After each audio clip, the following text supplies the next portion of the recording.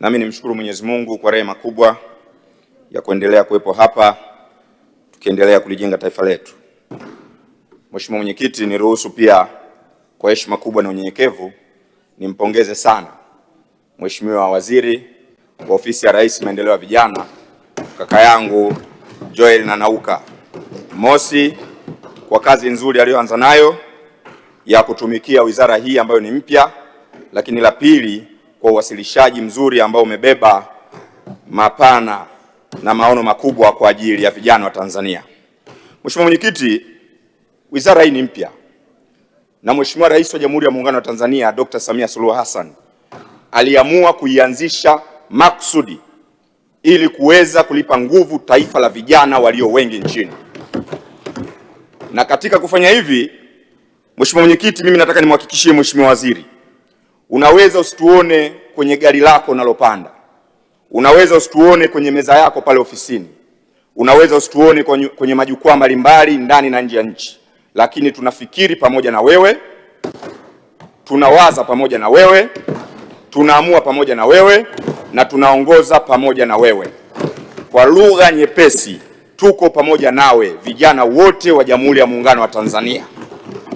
Mheshimiwa Mwenyekiti, fursa ya vijana kuweza kulitumikia taifa hili ni fursa ambayo iliasisiwa toka kuanzishwa kwa taifa hili, lakini tumekuwa na vipindi kadhaa ambavyo tumekuwa tukiitazama fursa rasmi ya vijana kuweza kushiriki moja kwa moja kwenye kuleta matokeo chanya. Kutokana na mabadiliko ya sayansi na teknolojia na dunia inavyokwenda sasa, vijana wameongezeka, uhitaji umeongezeka, na tumekuwa na mahitaji makubwa ya kuingia kwenye maeneo mahususi ili kulijenga taifa letu. Lakini ni ukweli usiopingika, waheshimiwa wabunge na Mheshimiwa Mwenyekiti, kwamba hata kama tukiwa na nguvu ya kiasi gani, hatuwezi kusatisfy mahitaji ya vijana kwenye soko la ajira tukawamaliza wote. Hiyo haiwezekani. Lakini sisi kama nchi tunaweza kuwa na mikakati, mipango na mwelekeo utakaowezesha vijana wetu kupata unafuu wa kuwa katika majukumu kila siku. Na jambo hili ndio dira ya Dr. Samia Suluhu Hassan ya kuanzisha Wizara ya Maendeleo ya Vijana.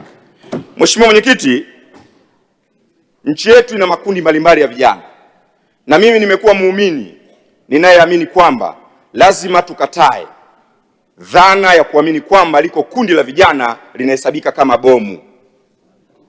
Makundi yote ya vijana nchini ni fursa. Makundi yote ya vijana nchini ya uzalishaji. Makundi yote ya nchi hii ni tegemeo la taifa kwenye usalama wa nchi, uzalishaji na mwelekeo wa fikra mpya. Sasa, Mheshimiwa Mwenyekiti, makundi haya yote serikali imedhamiria kuyaweka kwenye mwelekeo wa kuleta matokeo.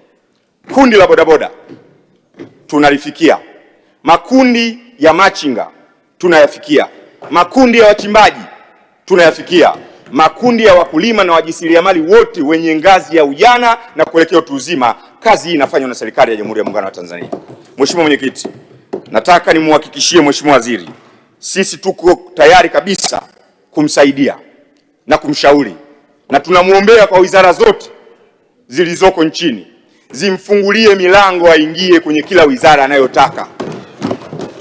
Wizara hii ni kama mtoto wa mwisho ambaye anaita kaka kushoto anageuka, dada kulia anageuka, mama mbele anageuka.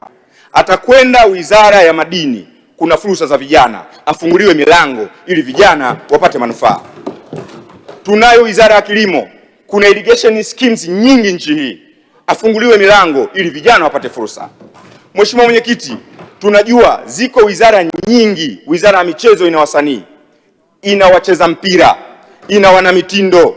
Mheshimiwa Mwenyekiti, hawa wote wako chini ya uratibu na usimamizi wa wizara hii ya maendeleo ya vijana.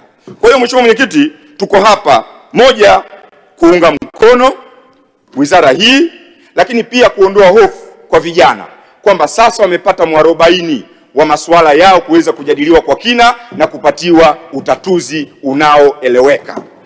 Mheshimiwa Mwenyekiti, nataka nishauri maeneo machache. Eneo la kwanza ni eneo la viwanda.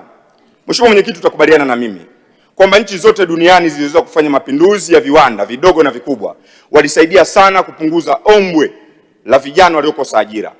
Kwa wale ambao wanasafiri kwa barabara ya kusini kuelekea mkoa wa Lindi, wataona unapopita Mkuranga pale kuna viwanda. Ukipita usiku, ukipita mchana, utaona idadi ya watu wanaokwenda kiwandani kupishana ili kufanya shughuli za kila siku. Jambo lile, Mheshimiwa Mwenyekiti, linawezekana na wizara hii ina nguvu ya kufanya hivyo, na sisi tunaamini kwa uwezo wa waziri aliyoteuliwa, maarifa yake, weledi wake, exposure alionayo, hawezi kuchoka kutafuta namna ya vijana kuingia kwenye soko la ajira kupitia viwanda mbalimbali. Mheshimiwa Mwenyekiti, nirudie tena eneo la pili katika ushauri. Bado nasisitiza eneo la kutazama juu ya kodi na mlolongo wa tozo nyingi katika shughuli za vijana. Mheshimiwa Mwenyekiti, vijana wanaoanza kutengeneza ujenzi wa taifa hili wanaanza na mitaji midogo sana. Wanachohitaji wao ni fursa ya kufanya shughuli zao ili kufikia mitaji mikubwa.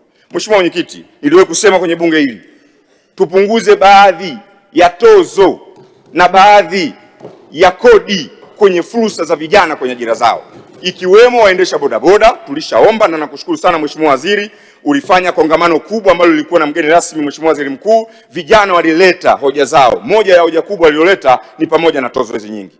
Lakini bado tunao machinga. Mheshimiwa Mwenyekiti, bado mimi naamini tunaweza kukusanya kidogo tukapata kingi na kila kijana kama motivated kufanya kazi ya kiuchumi. Mheshimiwa Mwenyekiti, nikuombe Mheshimiwa Waziri, tufanye mapitio vizuri kabisa ili kwenda kuona kundi lile la machinga tunapotaka kukusanya kutoka kwao tunakusanya kwa namna gani. Kama hoja ya vitambulisho ilikuwa ni hoja nzuri na ilisaidia kupata kwa usahihi na kwa wingi, tuifikirie. Lakini kama iko njia nyingine kupitia makundi na kupitia platform walizoziweka, basi Mheshimiwa Mwenyekiti, nimuombe Mheshimiwa Waziri tushirikiane kwenye hili ili kuona fursa zao kule. Mheshimiwa Mwenyekiti, naelekea kumaliza mchango wangu. Sasa Mheshimiwa Mwenyekiti, nchi hii imejengwa vizuri sana, na moja ya jambo kubwa ambalo watu wanalipigania ni siasa na maendeleo, lakini na mtanisaidia, imekuwa tofauti kidogo. Wako wenzetu wengine wameichagua siasa kuyatia masikio ya vijana kauli zenye maumivu badala ya kauli zenye matumaini.